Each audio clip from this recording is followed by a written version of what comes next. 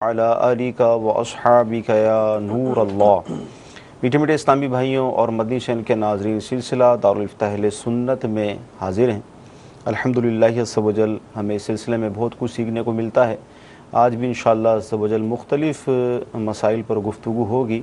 आप शामिल सिलसिला रहेंगे तो मुख्तलिफ़ मौज़ूआत पर अहम मालूमात आपको हासिल होगी।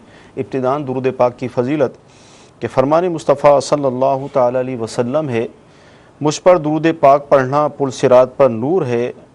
जो रोज़े जुम्मा मुझ पर 80 बार दुरूद पाक पढ़े उसके 80 साल के गुनाह मुआफ़ हो जाएंगे। सल्लु अलल हबीब सल्लल्लाहु तआला अला मुहम्मद सल्लल्लाहु अलैहि वसल्लम। मदी चल के नाज़रीन, आपके वीडियो सवालात, ऑडियो कॉल्स और SMS भी हम शामिल सिलसिला करते हैं। इंशाअल्लाह अज़्ज़ व जल आज भी करेंगे। आइए वीडियो सवाल से हम अपने सिलसिले को आगे बढ़ाते हैं। मुफ्ती साहब की बारगाह में सवाल अर्ज़ है कि हम नमाज में जो क़िरात करते हैं, क्या उस क़िरात के साथ साथ उसका तर्जुमा भी पढ़ सकते या कर सकते हैं? बराए करम जवाब इरशाद फरमा दीजिए। अच्छा, इन्होंने जी पूछा कि हम नमाज के अंदर जो क़िरात तिलावत करते हैं, अब दो बातें जहन में आ रही हैं। या तो इनकी मुराद ये है कि क्या हम नमाज में तर्जमा पढ़ेंगे या नमाज ख़त्म करने के बाद उसका तर्जमा पढ़ेंगे, क्या फरमाते हैं? अल्हम्दुलिल्लाहि रब्बिल आलमीन वस्सलातु वस्सलामु अला सय्यिदिल अंबियाइ वल मुरसलीन अम्मा बाद फ़अऊज़ु बिल्लाहि मिनश शैतानिर रजीम बिस्मिल्लाहिर रहमानिर रहीम। कुरान मजीद फ़ुरक़ान हमीद की जो तिलावत नमाज के अंदर ज़रूरी है, वो कुरान मजीद फ़ुरक़ान हमीद की तिलावत ही करनी होगी। ठीक है। नमाज में तर्जमा पढ़ने की इजाज़त नहीं है। ठीक है। जो सूरत आपने बयान की है कि पढ़ ली, पहले नमाज अदा कर ली, अब उसके बाद उसका तर्जमा देख लिया, ये सूरत भी मुमकिन है।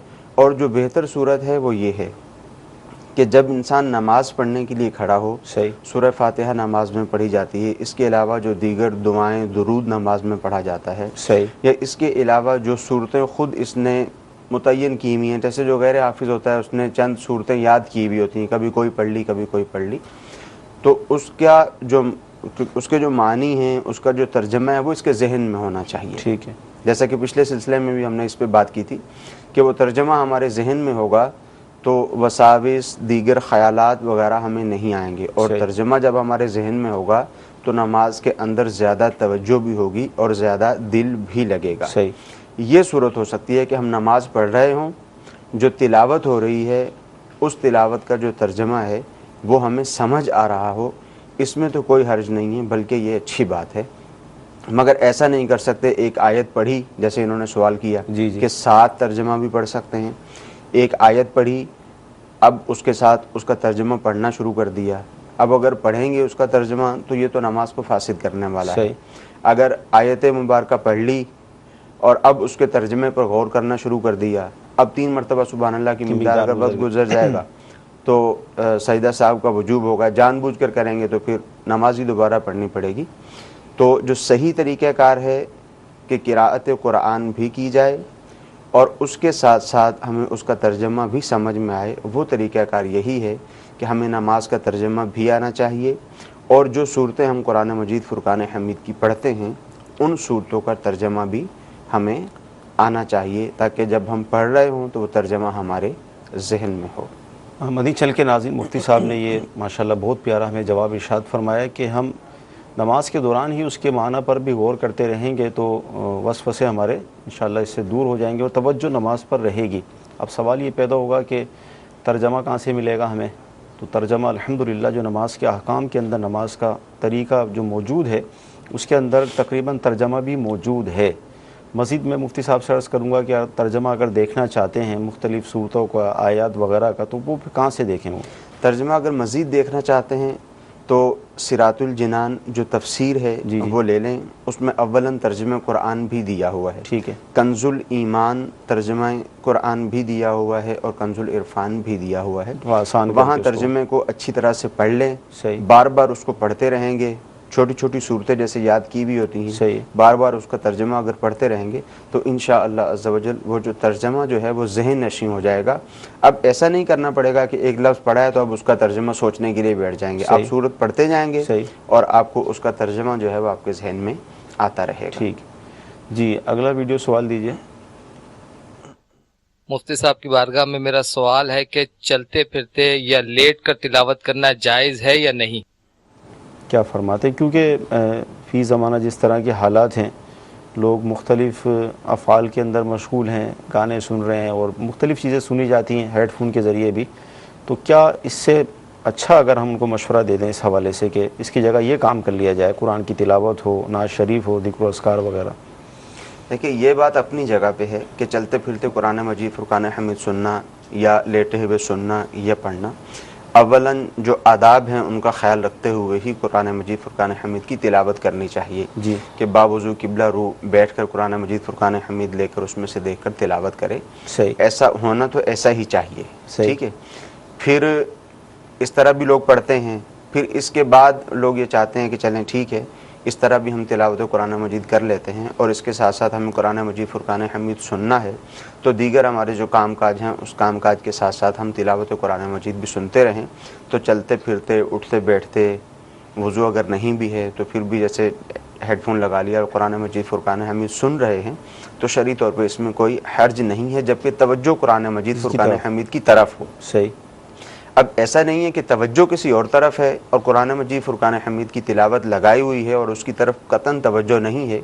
جیسے دکانوں پر بعض اوقات آپ نے دیکھا ہوگا کہ وہ صبح جاتے ہیں اور قرآن مجید فرقان حمید کی تلاوت لگا دیتے ہیں. صحیح. اور اب اپنے کام کاج میں مصروف ہوتے ہیں اور اس کی طرف توجہ نہیں ہوتی. صحیح. تو ایسا ہرگز نہ کیا جائے، اس کی اجازت نہیں ہے. ٹھیک. باقی جہاں تک لیٹ کر قرآن مجید پڑھنے کا تعلق ہے تو لیٹ کر قرآن مجید پڑھ سکتے ہیں، اور اس میں احتیاط یہ کریں کہ اپنے پاؤں کو اچھی طرح سے سمیٹ لیں، پاؤں کو سمیٹ لیں اور پاؤں کو سمیٹ کر قرآن مجید فرقان حمید کی تلاوت کریں.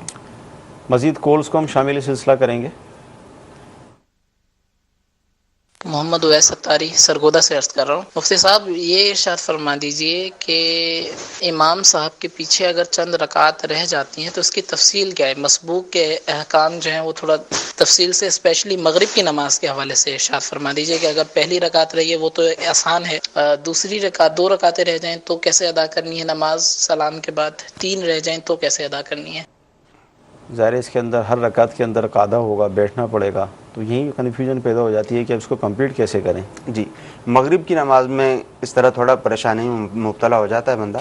دیکھیں اس کا ایک اصول ہے، صحیح، وہ میں آسان الفاظ میں بتاتا ہوں، اس کو اگر یاد رکھ لیا جائے تو انشاءاللہ عزوجل کسی بھی نماز میں کسی طرح کی پریشانی نہیں ہوگی. صحیح. ہم نماز پڑھنے کے لیے جاتے ہیں، 1 رکعت چھوٹ جائے، 2 چھوٹ جائیں، 3 چھوٹ جائیں، یہ چاروں ہی رکعتیں ہماری چھوٹ جائیں. صحیح. یعنی تشہد میں ہم جا کر ملیں امام کے سلام پھیرنے سے پہلے. چاروں ہی صورتوں میں یہ بات ہمیشہ دھیان میں رکھنی ہے کہ جب ہم اپنی بقیہ نماز پڑھنے کے لیے کھڑے ہوں گے جی. تو قاعدہ کرنے کے اعتبار سے جو رکعات ہم پڑھ چکے ہیں ان کو شمار کریں گے. صحیح. اور قرات کے اعتبار سے ہم ان کو شمار نہیں کریں گے. یعنی 1 رکعت اگر ہم پڑھ چکے ہیں تو اب 1 رکعت پڑھنے کے بعد قاعدہ کریں گے. صحیح. جو رکعت پہلے پڑھی ہے اس کو ہم نے شمار کر لیا. صحیح. یہ دوسری رکعت تھی، دوسری رکعت پر قاعدہ کیا جاتا ہے. اور قرات کے اعتبار سے آپ نے 1 رکعت پڑھی ہے، 2 پڑھی ہیں یا 3 پڑھی ہیں، جب آپ اپنی پڑھنے کے لیے کھڑے ہوں گے تو آپ گویا یہ گمان کریں گے کہ میری یہ پہلی رکعت ہے. صحیح. تو یہ طریقہ کار اگر اختیار کریں گے تو چاہے کوئی بھی نماز ہو، چاہے مغرب کی نماز ہو، چاہے عشاء کی نماز ہو، فجر، ظہر یا عصر کی نماز ہو، سب میں ہی اس طریقہ کار کو اگر مد نظر رکھیں گے تو اس میں آسانی ہوگی. میں ایک دفعہ پھر دہرا دیتا ہوں کہ قاعدہ کے اعتبار سے جو رکعات پڑھ چکا ہے اس کو شمار کرے گا. صحیح. 1 پڑھ چکا ہے تو اب اپنی جب دوسری پڑھے گا تو یہاں قاعدہ کرے گا. ٹھیک ہے. 2 پڑھ چکا ہے تو اس کا مطلب ہے امام کے ساتھ یہ قاعدہ بھی کر چکا ہے. اب اگر اپنی تیسری پڑھے گا، مغرب کی نماز ہوگی تو یہاں پہ قاعدہ کرے گا. اس کے علاوہ ظہر یا عصر کی نماز ہوگی تو اب یہاں پر قاعدہ نہیں کرے گا کیونکہ یہ اس کی تیسری رکعت ہے. ٹھیک ہے. تو یہی اصول ہر جگہ پہ کار فرما ہوگا. اور جو قراءت کا مسئلہ ہے اس میں یہ صورت ہے کہ قراءت میں جب یہ اپنی نماز پڑھنے کے لیے کھڑا ہوگا تو یہ گمان کرے کہ میری یہ پہلی رکعت ہے. یعنی 2 رکعت امام کے ساتھ پڑھی، اب یہ 2 رکعت اپنی پڑھنے کے لیے کھڑا ہو رہا ہے تو گویا جو امام کے ساتھ پڑھی ہیں وہ بغیر قراءت والی 2 رکعتیں تھیں. یعنی سورہ فاتحہ پڑھی، اس کے بعد سورت نہ ملائی، اور اب اپنی جب 2 رکعتیں پڑھنے کے لیے کھڑا ہوگا، پہلی رکعت میں سورہ فاتحہ پڑھے گا اور پھر سورت ملائے گا، اور پھر دوسری رکعت میں بھی سورہ فاتحہ پڑھے گا اور اس کے بعد جو ہے وہ سورت ملائے گا، کیونکہ قراءت کے اعتبار سے یہ ان کو اپنی اولین رکعات شمار کرے گا. بہت پیارا مفتی صاحب نے ہمیں حل بتا دیا، ایک فارمولہ ہم کہہ سکتے ہیں وہ ہمیں مل گیا کہ قادہ یعنی جو ہم التحیات پڑھتے ہیں جس میں بیٹھ کر، اس لحاظ سے ہم پچھلی رکعت کو جو ہم نے امام صاحب کے ساتھ پڑھی تھی اس کو ہم شمار کریں گے، اور تلاوت کے لحاظ سے جو قرات کی جاتی ہے اس لحاظ سے ہم اپنی اس رکعت کو پہلا یعنی اس میں پھر ہم گنتی کریں گے، یعنی پہلی رکعت پڑھ لی، دوسری پڑھی تو یوں 2 رکعتیں آپ کی ہو جائیں گی، تو پھر اس کے بعد والی اگر رکعتیں ہیں تو اس میں پھر قرات آپ آپشن ہوگا آپ کے پاس، ورنہ یوں آپ کی جو 2 رکعتیں ہوتی ہیں اس میں قرات آپ کی ہو گئی۔ جی مزید جی مغرب کی نماز کے اعتبار سے انہوں نے کہا تھا کہ بالخصوص بتا دیں، جی جی تو مغرب کی نماز میں اگر کسی کی 1 رکعت چھوٹ گئی ہے، جی جی 2 رکعت اس نے امام کے ساتھ پڑھی، تو اب جب اپنی 1 رکعت پڑھے گا تو ظاہر ہے اس میں سورہ فاتحہ پڑھے گا، سورت ملائے گا اور قادہ کرے گا اور سلام پھیر دے گا، صحیح، جبکہ اس کی 1 رکعت نکلی ہے۔ پھر اگر اس کی 2 رکعتیں نکل چکی ہیں، جی ایک امام کے ساتھ پڑھی ہے، صحیح، تو اب جب یہ نماز پڑھنے کے لیے کھڑا ہوگا سورہ فاتحہ پڑھے گا، سورت ملائے گا، اب یہ قادہ کرے گا کیونکہ اب یہ اس کی دوسری رکعت ہے۔ قادہ کرنے کے بعد کھڑا ہوگا اور اب جو رکعت پڑھے گا اس میں سورہ فاتحہ بھی پڑھے گا، اس میں سورت بھی ملائے گا، اور اب جو ہے وہ اپنی نماز کو کمپلیٹ کرے گا۔ جی اگر اس کی تینوں ہی رکعتیں نکل گئیں صحیح کہ تشہد میں امام کے سلام پھیرنے سے پہلے ملا، تو اب کھڑا ہو کر پہلی جو 2 رکعتیں ہیں ان میں قرات کرے گا، صحیح، اور اس کے بعد جو ہے وہ قادہ کرے گا اور پھر تیسری رکعت معمول کے مطابق پڑھ کر سلام پھیر دے گا۔ ٹھیک جی، اگلی کال دیجیے۔ غلام محمد کوثر شریف سے بات کر رہا ہوں۔ مفتی سے سوال یہ ہے کہ چھوٹے بچوں کی جو بال ہم منوا کر شرن جو مطلب طریقہ ہے وہ دفن کرنے آئے، چاندی کے وزن سے مطلب چاندی کے وزن کر کے دفن کرنے آئے، جن کے پاس چاندی نہ ہو وہ کیا کرے؟ جی عقیقے کے اندر جو ہوتا ہے، اب چاندی نہ ہو جن کے پاس تو وہ کیا کریں؟ جی عقیقے میں یہ طریقہ کار ہے کہ جب بچے کے بال مونڈے جاتے ہیں جی جی تو ان کو دفن کر دیا جائے، بالوں کے برابر جو چاندی ہے وہ صدقہ کی جائے۔ جی اب عمومی طور پر ایک تو چاندی موجود نہیں ہوتی، اب صحیح، اتنی چاندی شاید دکان سے لینے کے لیے جائیں تو ملے بھی نہ، صحیح، تو یہ طریقہ کار بھی اختیار کر سکتے ہیں کہ چاندی کی جتنی رقم بنتی ہے وہ رقم کسی شرعی فقیر کو دے دی جائے، جو زکوٰۃ کا مستحق ہے اس کو بھی دے سکتے ہیں، اور جو زکوٰۃ کا مستحق نہیں ہے ویسے ہی ضرورت مند ہے اس کو بھی دے سکتے ہیں۔ ٹھیک ہے، کچھ SMS بھی شامل کریں گے۔ گرمی کا موسم ہے اور رمضان شریف کی آمد ہے، تو ظاہر لوگوں کو وسوسے بھی اس حوالے سے آتے ہیں کہ کیا ہوگا۔ انشاءاللہ اللہ تعالیٰ خیر کرے گا، ہم سب روزے رکھیں گے، انشاءاللہ آسانی ہو جائے گی۔ اب اسلامی بہنوں کی طرف سے یہ ہے کہ کیا گرمی اب روزہ بھی ہے اور ہم نماز بھی پڑھ لیں، تو سر پہ دوپٹہ گیلا کر کے اگر ہم رکھ لیں، یعنی اس کو گیلا کر لیں دوپٹے کو جو ہم نے جسے سر ڈھاکا ہے، تو نماز میں کوئی حرج تو نہیں ہوگا اس سے؟ نماز میں تو کوئی حرج نہیں ہوگا، مگر جب روزہ رکھا جائے تو روزہ رکھ کر جی اس میں اس طرح کی حرکات و سکنات نہ کی جائیں کہ جس سے روزے کی طرف سے گھبراہٹ ہمیں ایسے محسوس ہو کہ جیسے لوگوں کو پتہ چلے کہ اس کو روزے سے بہت زیادہ گھبراہٹ ہو رہی ہے۔ جی اس طرح کے اعمال وغیرہ نہیں کرنے چاہیے، حتی الامکان یہی کوشش ہو کہ ایسا نہ کریں۔ صحیح، ہاں ٹھیک ہے، گرم موسم ہے اور اس میں اس طرح کرنے سے کچھ سکون ملتا ہے، روزہ کمپلیٹ کرنے میں آسانی ہوگی، روزے میں زیادہ پریشانی نہیں ہوگی، اگلا روزہ رکھنے کا ذہن بھی بنے گا، تو اس میں شرعی طور پہ کوئی حرج نہیں ہے۔ بہرحال کوشش یہی ہونی چاہیے کہ اس طرح کا کوئی عمل نہ کیا جائے۔ اچھا، اس میں میرے ذہن میں سوال یہ آ رہا ہے کہ بعض اوقات ایسا بھی ہوتا ہے، اب دوپٹہ آپ نے یا اسلامی بھائی مثال کے طور پہ کوئی رومال یا کوئی ایسی چیز، جیسے ہمارا امامہ مثال ہے، اب گرمی ہو رہی ہے، امامہ ہم نے گیلا کر لیا، اب وہ پانی بہتا ہوا پیشانی سے آ رہا ہے اور حلق میں چلا گیا، مثال کے طور پر روزہ نہیں ہے، روزہ ہوگا تو وہ الگ صورت ہوگی، تو 2-3 قطرے اگر وہ، جیسے بارش کے موسم میں بھی ایسا ہوتا ہے، اگر ہم کہیں نماز پڑھ لیں تو پانی تو آ ہی جاتا ہے منہ کے اندر، تو اس صورت میں کوئی نماز پہ؟ دیکھیں، روزے کی حالت میں اگر ایسا ہوگا، یعنی حلق سے پانی اتر جائے گا نیچے، تو روزہ بھی ٹوٹے گا، نماز بھی ٹوٹے گی۔ صحیح، اور اگر روزے کی حالت میں نہیں ہے تو ایسے صورت میں نماز ٹوٹ جائے گی، تو یہ احتیاط کرنا ضروری ہے، یہ احتیاط جو ہے وہ ضروری ہے۔ ٹھیک ہے۔ اچھا، اسلامی بہنیں اگر حافظہ نہ ہوں تو وہ تراویح پھر کیسے پڑھیں؟ دیکھیں، تراویح کے لیے یہ چیز ضروری نہیں ہے، مردوں کی جو جماعت ہوتی ہے جی جی اس میں سنت موقدہ ہے قرآن مجید فرقان حمید کو ختم کرنا، ٹھیک ہے، جبکہ جو عورتوں نے جو نماز کی ادائیگی کرنی ہے، تراویح کی ادائیگی کرنی ہے، یہ بات تو ذہن میں رہے کہ عورتیں جماعت کے ساتھ یہ نماز ادا نہیں کریں گی، ٹھیک، عورتوں کو الگ سے اپنی ہی نماز پڑھنی ہے، تو جو صورتیں ان کو یاد ہیں وہ صورتیں تراویح میں پڑھ سکتی ہیں، جو نمازوں میں پڑھتی ہیں وہ تراویح میں بھی پڑھ سکتی ہیں۔ اچھا، اس میں یہ بھی ہے کہ ایک مرتبہ سورہ فاتحہ پڑھنے کے بعد سورہ اخلاص 3 دفعہ پڑھ کر اگر یہ اس طرح پوری تراویح پڑھیں تو اس کی بھی اجازت ہے، ایسا بھی کر سکتی ہیں۔ ٹھیک ہے جی، ویڈیو سوال دیجیے۔ مفتی صاحب، میرا آپ سے سوال ہے کہ तिलावत कुरान में किन किन बातों का ख्याल रखना चाहिए, और मेरा आपसे दूसरा सवाल है कि नमाज में किरात की कितनी मिकदार आई है। तिलावत में किन बातों का ख्याल और नमाज के अंदर तिलावत की मिकदार। देखिए, अव्वलन तिलावत के मुतल्लिक जैसे मैंने पहले भी अर्ज़ किया कि जब तिलावत कलाम पाक करनी हो तो इंसान का जिस्म, उसके कपड़े वगैरह पाक साफ़ हों, ठीक है, बावजू होकर कुरान मजीद फुरकान हमीद लेकर किबला रू होकर बैठकर तिलावत करे। और तिलावत में सबसे बेहतरीन सूरत यही है कि कुरान मजीद फुरकान हमीद पढ़े तो उसको कुरान मजीद फुरकान हमीद के मानी वगैरह पर भी उसकी नज़र हो, क्योंकि कुरान मजीद फुरकान हमीद पढ़ने का एक मकसद तो ये भी है कि हम पढ़ेंगे तो सवाब मिलेगा, ठीक है, एक एक हरफ पे 10 नेकी मिलेंगी। और उसके साथ साथ दूसरा मकसद ये भी है कि कुरान मजीद फुरकान हमीद में क्या बयान किया गया है वो भी समझ में आना चाहिए। बाकी नमाज में किराअत की मिकदार इन्होंने मालूम की है। जी जी, तो नमाज में जो किराअत की फ़र्ज़ मिकदार है जी जी, वो ज़्यादा से ज़्यादा 2 कलिमात हैं, ठीक, जो फ़र्ज़ मिकदार है। जो वाजिब मिकदार है वो 3 छोटी आयतें या एक बड़ी आयत जो 3 छोटी आयतों के बराबर हो, और इसके अलावा फिर जितना भी कुरान मजीद फुरकान हमीद पढ़ा जाएगा वो सुन्नत में शामिल होगा। ठीक है जी। अगली कॉल। मैं दुबई से बात कर रहा हूँ, मंजूर अहमद। मैं सवाल करना चाहता हूँ कि 1 लाख पर कितनी ज़कात होती है? 1 लाख पर कितनी ज़कात होती है? देखिए, इसमें एक फार्मूला जहन में रहना चाहिए। ठीक है, 1 लाख पर ज़कात होगी 2500 रुपये। ठीक है, इसका एक फार्मूला जहन में होना चाहिए कि जिस शख्स के पास जितनी भी अमाउंट मौजूद है, उसके पास अमाउंट है, सोना चांदी है, माल तिजारत है, कुछ भी है, सबको प्लस करके जितनी भी रकम उसके पास आती है उसको 40 से तकसीम कर दे, सही, 40 से उसको डिवाइड कर दे। जो जवाब आएगा ये इसका ज़कात का फिगर होगा। ठीक है। 2.5 आपने इरशाद फरमाया, अब इसको थोड़ा और आसान अगर कर दें।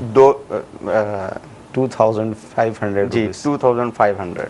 मदनी चैनल के नाज़रीन ज़ाहिर हर तरह के होते हैं जी। मज़ीद नावला बात कर रहा हूँ रावलपिंडी से।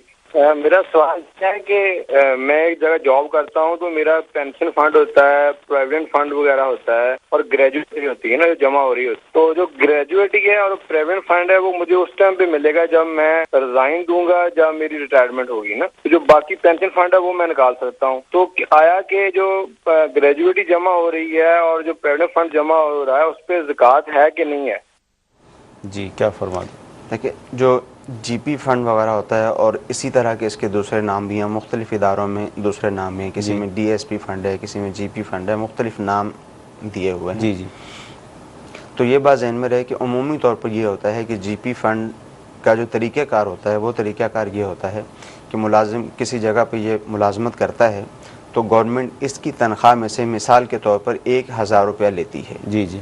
और 1000 रुपया ही अपने पास से लेकर हर महीने वो इसके लिए जमा कर देती है। ये जो दोनों की दोनों रकमें हैं ये इसकी तनख्वाह में ही शामिल होती हैं। तो जब जब ये ज़कात देगा तो इस बात का अंदाज़ा रखेगा कि वो रकम वहाँ पर जो जमा है उसको भी ये साथ साथ जो है वो शामिल करता रहे। एक तरीक़ाकार तो इसकी ज़कात का ये हो जाएगा, ठीक है, कि इसने 1 साल ज़कात अदा की और उसने मालूमात ले ली कि वहाँ पर मेरी कितनी रकम है, उसकी भी इसने ज़कात अदा कर दी। एक तरीका तो ये हो सकता है। दूसरा तरीका ये है कि जब इसको वो रकम मिले पिछले तमाम सालों की ज़कात अदा कर दे। ठीक जी। वीडियो सवाल लीजिए। मेरा नाम है खालिद। मैं एक सवाल करना चाह रहा हूँ ज़कात के मुतालिक। क्या ये ज़रूरी है कि हम नकदी की सूरत में ही ज़कात दें?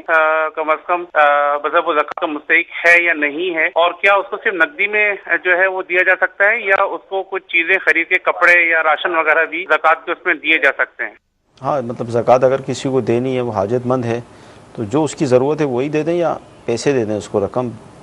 दोनों ही सूरतों में ज़कात अदा हो जाएगी। सही। किसी की 50,000 रुपये ज़कात बनती है, 50,000 रुपये दे दिए जब भी ज़कात हो जाएगी, अदा हो जाएगी। सही। और अगर कोई चीज़ लेके देना चाहता है, राशन लेके देना चाहता है, कपड़े वगैरह लेके देना चाहता है, तो जब भी ज़कात की अदायगी हो जाएगी। मगर जब कोई सामान ख़रीद कर देगा, सही, तो उसमें इस बात का ध्यान करना ज़रूरी है। ऐसा नहीं कर सकता कि 45,000 रुपये का इसने कपड़ा ख़रीदा या 45,000 रुपये का राशन ख़रीदा और उस राशन का जो ट्रांसपोर्ट का ख़र्च था, घरों में पहुंचाने का, शॉप से लेकर आने का, وہ 5,000 روپیہ ہوا وہ اس نے اس میں شامل کر دیا، ایسا نہیں کر سکیں گے. جی. اوپر کے جتنے بھی اخراجات ہیں وہ زکوٰۃ میں شامل نہیں ہوں گے. ان کی جو بھی چیز یہ زکوٰۃ میں دینا چاہیں گے اس کی جو کرنٹ ویلیو ہے اس کے مطابق زکوٰۃ کی ادائیگی ہوگی. اوپر کے جتنے بھی اخراجات اس کے اوپر ہوئے ہیں، لانے میں، لے جانے میں، پہنچانے میں، وہ اخراجات اس میں شامل نہیں کر سکیں گے. ٹھیک. جی ویڈیو سوال دیجیے. میرا مفتی صاحب سے سوال یہ ہے کہ رمضان المبارک میں ہم کسی ویلفیئر کو زکوٰۃ دیتے ہیں تو وہ زکوٰۃ آیا کہ وہ ویلفیئر ایمبولینس سروس یا میت بس سروس میں استعمال کر سکتے ہیں؟ ظاہر مختلف طریقے کار ہوتے ہیں اس کو استعمال کرنے کے، تو زکوٰۃ کا حکم کیا ہوگا؟ دیکھیں زکوٰۃ کا جو حکم ہے وہ یہ ہے کہ وہ شرعی فقیر کو اس کا مالک بنایا جائے. صحیح. جو طریقہ کار ہے. اس لیے جتنی بھی ویلفیئرز وغیرہ ہیں یا جتنے بھی ادارے اس طرح کا کام کرنے والے ہیں ان پر یہ لازم ہے کہ شرعی مسائل کو اچھی طرح سے سیکھ لیں. ٹھیک ہے. تاکہ جب لوگ آپ کو زکوٰۃ دیں تو لوگوں کی زکوٰۃ ضائع نہ ہو. ٹھیک ہے. کیونکہ عمومی طور پر ایسا ہوتا ہے، جب علماء سے یہ سوال کیا گیا کہ کسی کے کفن دفن کے لیے زکوٰۃ کی رقم لگ سکتی ہے یا نہیں لگ سکتی، تو اس کا یہی جواب دیا گیا کہ ڈائریکٹ کفن دفن کے لیے تو نہیں لگ سکتی، کسی شرعی فقیر کو دی جائے، وہ شرعی فقیر ان کاموں میں خرچ کر دے. زکوٰۃ دینے والے کو زکوٰۃ کی ادائیگی کا ثواب ملے گا، اور شرعی فقیر نے ان کاموں میں مالک ہونے کے بعد خرچ کر دی تو اس کو اس کا ثواب ملے گا. صحیح. تو جتنے بھی ہماری ویلفیئرز وغیرہ ہیں چاہے وہ کسی بھی طرح کے کام کرتے ہیں تو سب پر یہی لازم ہے کہ جب ایک دینی کام کر رہے ہیں تو اس کے متعلق جو مسائل وغیرہ ہیں وہ معلوم ہونے چاہیے. الحمدللہ عز و جل امیر اہل سنت دامت برکاتہم علیہ کی کتاب چندے کے مسائل جی وہ موجود ہے، اس کا مطالعہ بے حد ضروری ہے. جو لوگ بھی اس طرح سے چندہ کرتے ہیں، چاہے وہ زکوٰۃ کی رقم جمع کرتے ہیں چاہے وہ عام چندہ جمع کرتے ہیں، زکوٰۃ کی رقم میں بھی مسائل ہیں، عام چندے میں بھی مسائل ہیں، ان کا سیکھنا بھی ضروری ہے. تو یہ والے مسائل جو ہے ان کو اچھی طرح سے سیکھنا ضروری ہے. چندے کے بارے میں سوال جواب، امیر سنت کی بہت پیاری یہ تصنیف ہے، آپ کی کتاب ہے، اور ہر وہ شخص یا ہر وہ ادارہ جو چندہ کرتا ہے اس کو اس کے احکام سیکھنا فرض ہیں. ظاہر نہیں سیکھے گا تو پھر کس طرح اس کو استعمال کرے گا، اور بعض صورتوں میں وہ ناجائز صورتیں وہ سارے سے بات کر رہا ہوں. اگر 2 رکعتیں چھوٹ گئی ہیں، 1 رکعت چھوٹ گئی ہے، امام نے سلام پھیر دیا، اس کے بعد ہم کھڑے ہو گئے، سبحانک اللہ سے شروع کرنی ہے دوبارہ یا عالم شریف کالی پڑھنی ہے؟ مطلب رکعت نکل گئی تو ابتدا ہم اس کی کس سے کریں گے؟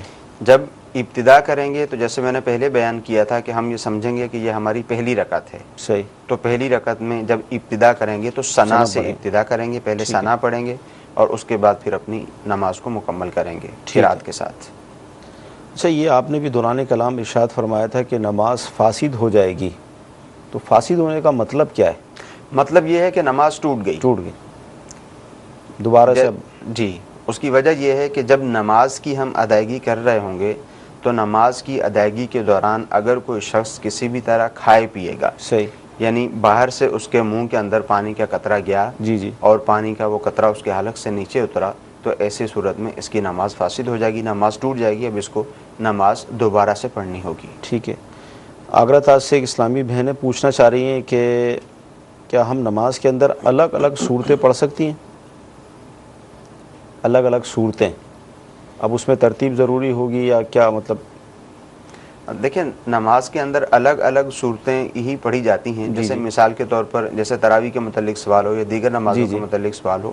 ہاں یہ ممکن ہے کہ یہ سوال بھی بعضوں کا ذہن میں آتا ہے کہ جیسے آپ نے فجر کی 4 رکعت پڑھنی ہے. صحیح. اب فجر کی جو 2 سنتیں ہیں ان میں 2 رکعت پڑھی اور اب فجر کے جو فرض کی ادائیگی کرنی ہے. اب یہ ذہن میں آتا ہے کہ 2 سنتوں میں جو 2 صورتیں پڑھ لی ہیں تو اب فرض میں اور سنتوں میں آپس میں ترتیب ضروری ہے یا نہیں؟ صحیح. تو یہ ترتیب ضروری نہیں. صحیح.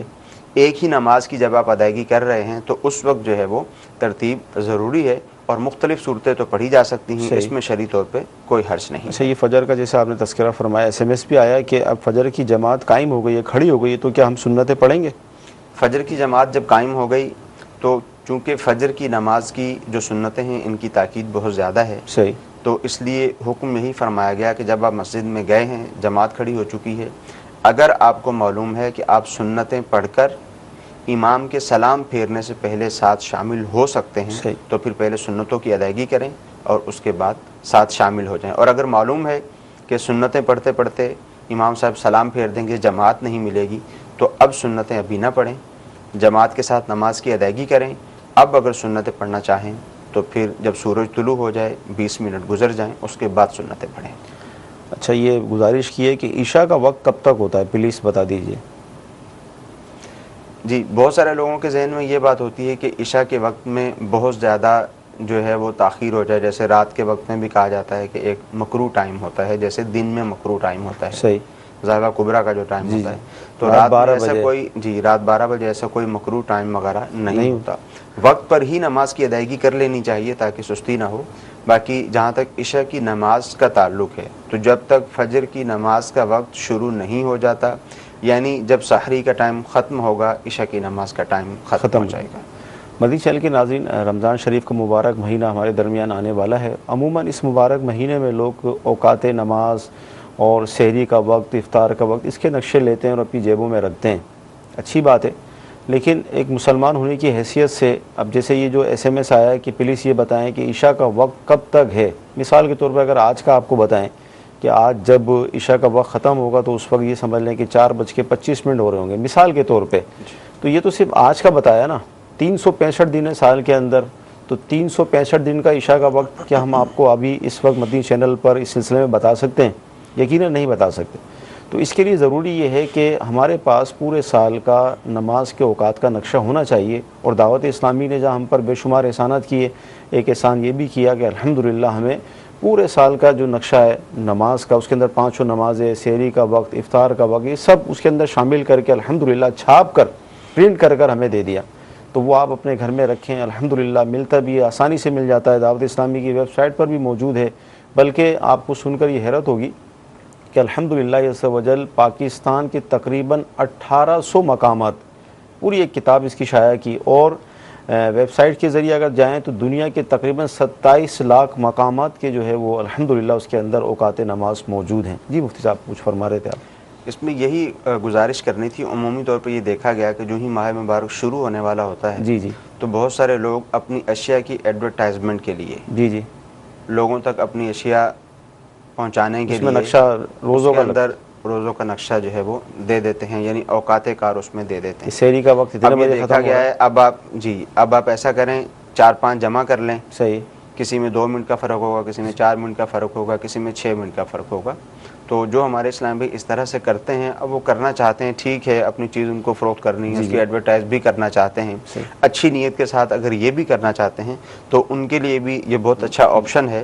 الحمدللہ عز و جل دعوت اسلامی کی سائٹ سے وہ جس جگہ پر بھی موجود ہیں وہاں سائٹ سے پورے مہینے کا جو ٹائمنگ ہے وہ وہاں سے لے لیں اور اس کے ساتھ اس کو چھاپ دیں.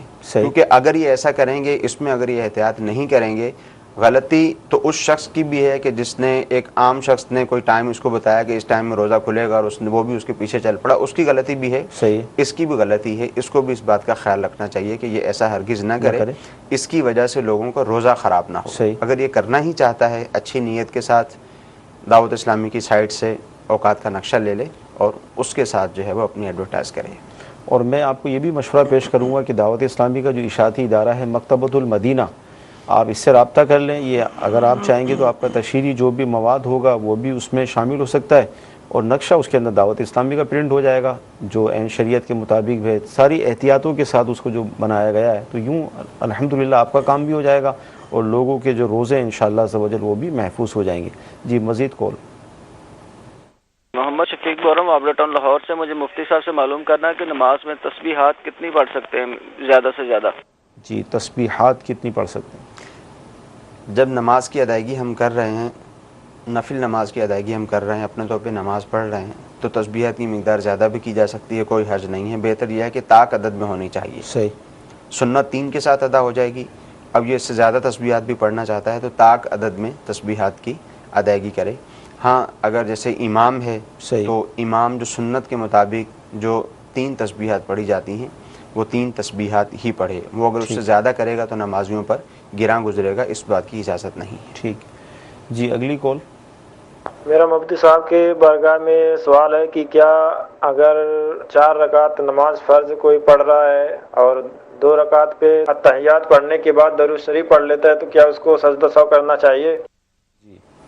جی اس صورت میں اس پہ سجدہ صاحب لازم ہوگا، یعنی اس نے درود پاک اللہم صلی علی محمد تک جی پڑھ لیا تو سجدہ صاحب اس پہ لازم ہو جائے گا۔ سجدہ صاحب کا لازم ہونا اس وجہ سے نہیں ہے کہ اس نے درود پاک پڑھا ہے، سجدہ صاحب کا لازم ہو جانا اس وجہ سے ہے کہ اس نے قیام کرنا تھا، اس میں تاخیر ہوئی، صحیح، تو تاخیر کی وجہ سے اس پہ سجدہ صاحب لازم ہوگا۔ ٹھیک جی، اگلی کال۔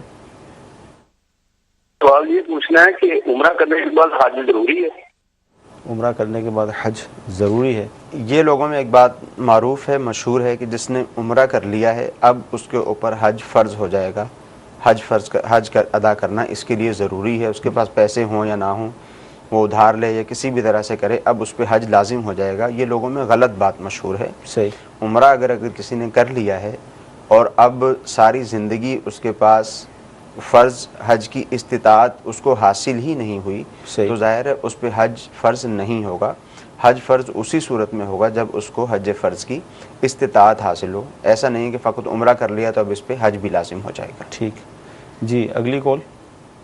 سوال یہ ہے کہ میت کو جو غسل دینے والے حضرات ہوتے ہیں، جتنے بھی ہوتے ہیں، 2 ہوتے ہیں یا 3 ہوتے ہیں یا 1 ہوتا ہے بندہ، وہ نماز جنازہ میں جب شرکت کرتے ہیں تو وہ غسل کر کے شرکت کریں یا وہ کپڑے چینج کر کے یا ویسے وہ ان کپڑوں کے ساتھ ہی نہا کے غسل کر کے وضو کر کے شریک ہو سکتے ہیں؟ جی کیا فرمائیں؟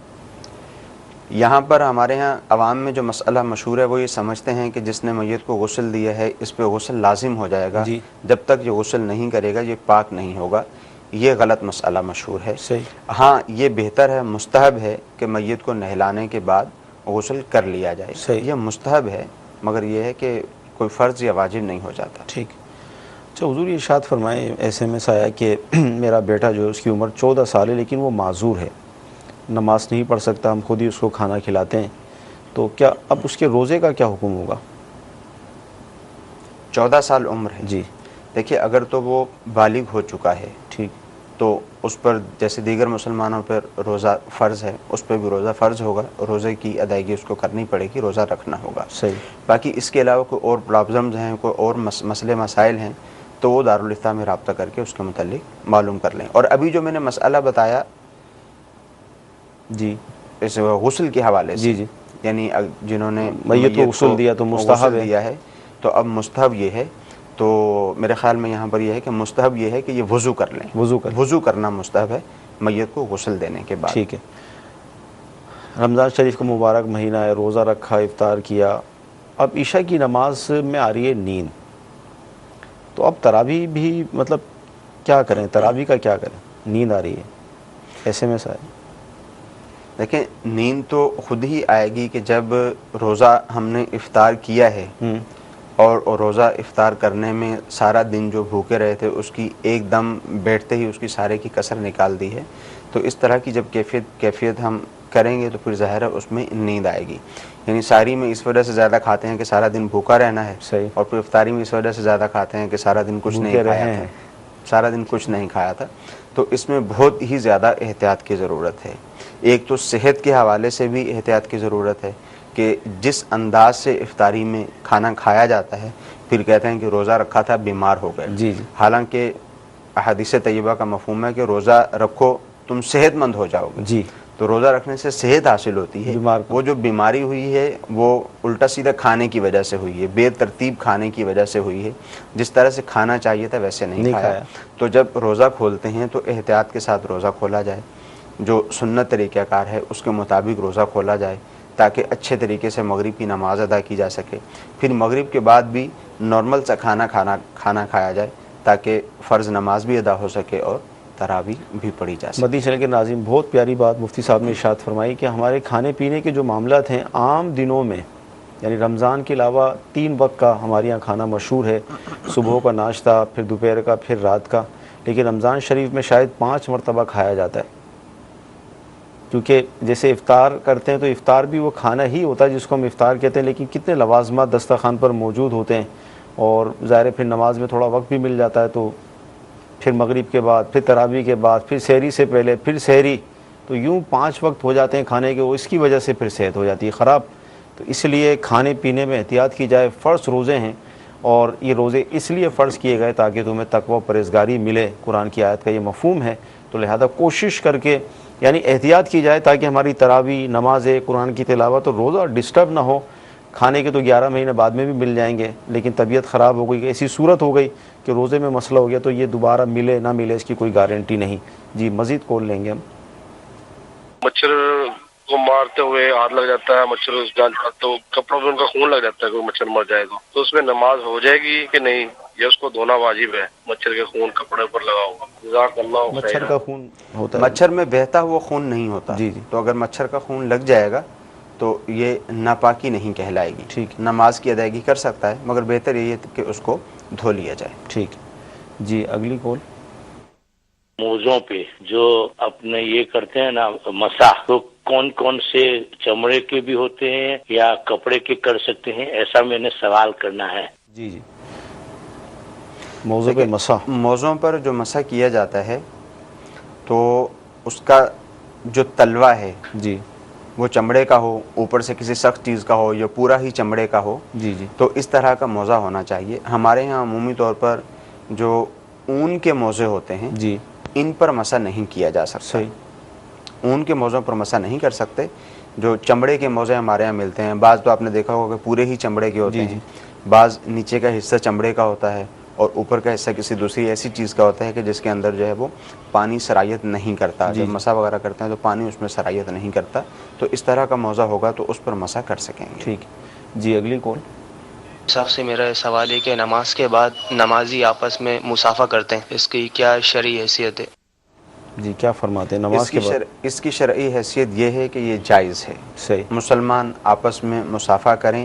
جب نماز کی ادائیگی کے لیے آتے ہیں تو نماز کی ادائیگی کے دیگر مقاصد کے ساتھ ساتھ ایک مقصد یہ بھی ہوتا ہے کہ مسلمان آپس میں ملاقات کریں، آپس میں ایک دوسرے سے حال آپس میں شیئر کریں.